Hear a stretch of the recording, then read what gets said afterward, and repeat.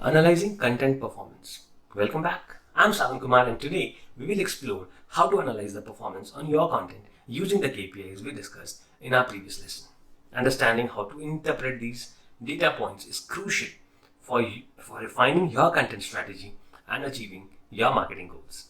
Analyzing content performance includes several key steps. First, we collect data from various sources like your website analytics, social media platforms, and email marketing softwares if you are using any. Once we have that piece of those data, the next step is to segment it into different parts. Now, this might mean looking at different types of content separately, analyzing performance by platform, or comparing time periods to identify trends. There are many tools available to help with this analysis. Google Analytics is a staple for website data, while social media platforms typically offer their own insight features. And for a more integrated view, you can use tools like Tableau or Microsoft Power BI that can consolidate data across platforms. Let's take a practical example. Suppose your goal was to increase your website traffic through blog posts. What would you do?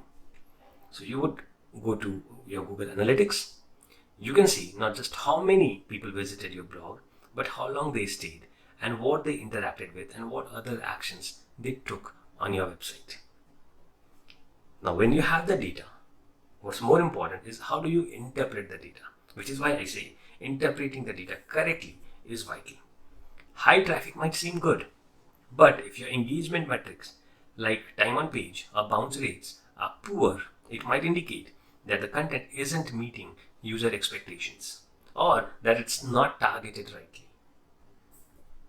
It's also important to consider the context. For instance, seasonal trends can affect how certain content performs. Also look at the bigger picture when analyzing your data. Finally, turn your insights, once you have the insights of how many views you got to how much time people spent on your page. So when you have all of that data, turn your analysis into actionable insights.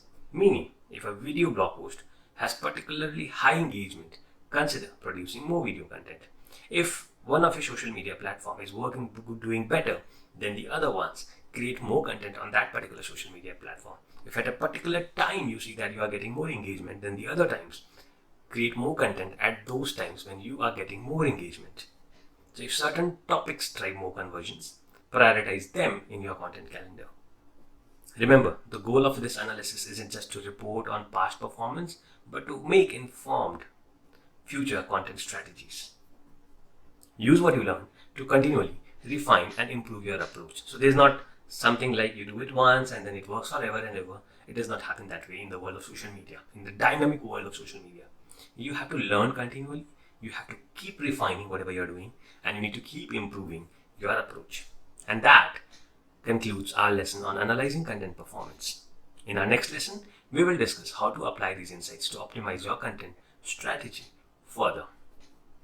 Thanks for joining me today, and I look forward to helping you use these analytics to power your content marketing success. Until then, have a great and a wonderful day. Bye-bye.